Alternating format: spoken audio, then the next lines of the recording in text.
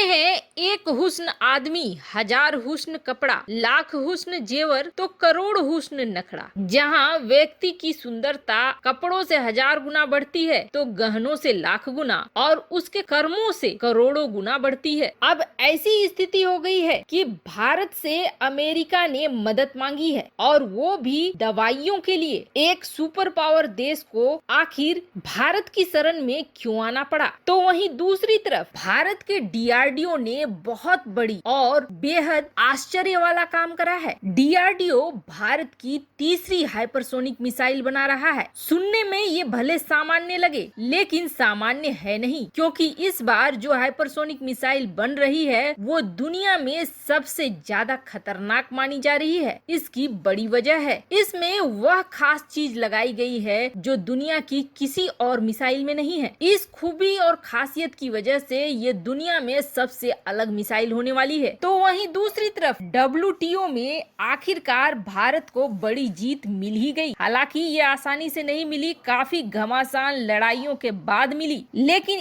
एक मौका ऐसा आया जहां एक देश भारत के साथ नहीं थे तो वहीं 35 देश एक साथ आकर खड़े हो गए। जानेंगे क्या है मामला, इसके अलावे बहुत कुछ। आइए जानते हैं इन खबरों को विस्तार से। भारत में अप्पू पप्पू ऐसे किस्म के कई नेता हैं जो भले ही भारत की क्षमता को न पहचाने, लेकिन दुनिया ऐसी नहीं है। दुनिया पप्पुओं से भरी हुई नहीं है। अब वो हो रहा है जो आज तक नहीं हुआ था। क्या कोई ये कल्पना कर सकता है कि अमेरिका भारत से मदद मांग रहा है? एक सुपर पावर देश उस क्षेत्र में भारत से मदद मांग रहा है जिस क्षेत्र में भारत को बहुत कमजोर समझा जाता था। जब इस महामारी की शुरुआत हुई थी तब दुनिया ने ये कहा था कि सबसे बुरा हाल होने वाला है भारत का, क्योंकि भारत के पास इतनी बड़ी जनसंख्या है और स्वास्थ्य संबंधी कोई सुविधाएं नहीं है। लेकिन इसके विपरीत भारत ने न सिर्फ कामयाबी के साथ इस महामारी वाले काल को पार करा बल्कि वैक्सीन बनाकर दुनिया में मदद के लिए हाथ भी बढ़ाया। अपने पड़ोसियों को जहां मुफ्त वैक्सीन भी उपलब्ध कराई तो वहीं यूरोप से लेकर अफ्रीका तक वैक्सीन को पहुंचाया भी। अब अमेरिका भारत के साथ एक एमओयू साइन करना चाह रहा है और यह एमओयू या साधारण भाषा में कहे यह डील अमेरिका और भारत के बीच खास करके स्वास्थ्य सुविधाओं, दवाइयों और वैक्सीन के लिए है। फिलहाल महामारी को कंट्रोल करने के लिए भारत की मदद चाहिए अमेरिका को। 22 फरवरी को अमेरिका के स्टेट डिपार्टमेंट के प्रवक्ता ने यह बात न्यूज कॉन्फ्रेंस में बताई। नेड प्राइस ने ये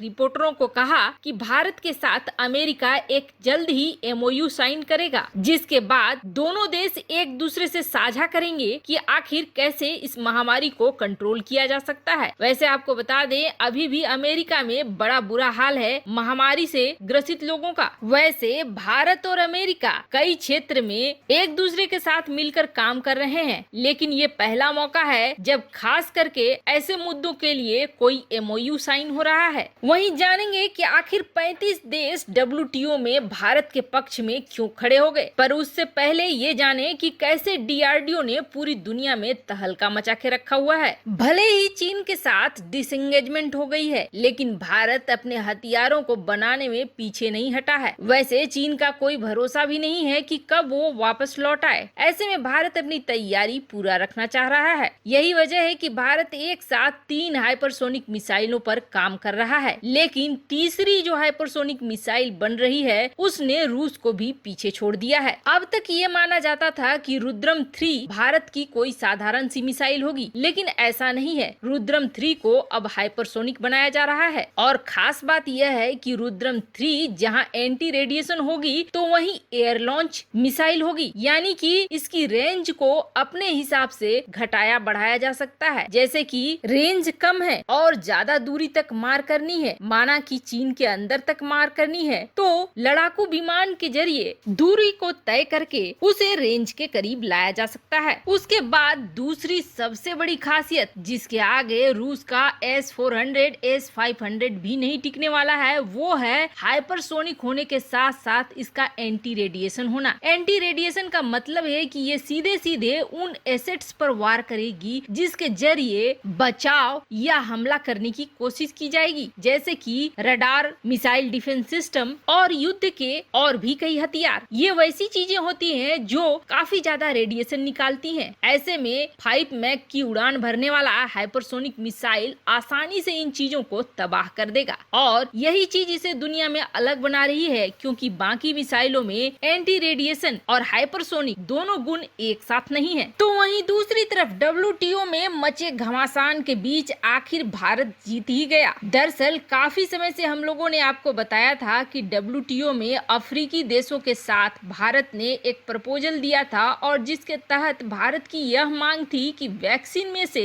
IPR यानी कि इंटेलेक्चुअल प्रॉपर्टी राइट्स हटा देनी चाहिए, ताकि ये पेटेंट्स हटेंगे तो दुनिया के गरीब देश भी अपने यहाँ कोविड की वैक्सीन बना पाएंगे। वैसे विकसित देशों का ये मानना था कि ऐसा करके उन्हें बड़ा हानि होगा, क्योंकि वो सारे पैसे के पीछे भाग रहे थे और इस मौके को गंवाना नहीं चाहते थे पैसा ज्यादा से ज्यादा कमाने के लिए। अपोज करने में जो खड़ा है वो है यूरोपीय यूनियन और अमेरिका, जबकि भारत के साथ 14 यूरोपीय यूनियन के देश भी हैं और साथ ही साथ पाकिस्तान भी खड़ा है। पर अब इसके साथ भारत के साथ 35 देश आ गए हैं और 35 देश ये कह रहे हैं कि भारत ने जो कहा है वो सही है। वैसे आपको बता दें जो 35 देश आए हैं वो LDC ग्रुप के हैं, यानी कि वो ग्रुप जिसके तहत देश ने अभी तक बहुत कम विकास करा हुआ है। बहुत कम विकसित देशों का समूह है LDC ग्रुप। ये 35 मेंबर अब भारत के पक्ष में खड़े हो गए हैं और भारत का पलड़ा भारी होता हुआ दिख रहा है। WTO में जल्द ही भारत की जीत होती दिखाई दे रही है, क्योंकि 35 मेंबर LDC के, 14 मेंबर यूरोपीय यूनियन के और अफ्रीका के कई देश, कुल मिलाकर कहें कि तो लगभग आधे से ज्यादा WTO भारत के पक्ष में खड़ा है। देश की महत्वपूर्ण संस्थाओं में भारत पहले भी था, चाहे वो WTO हो या UN हो,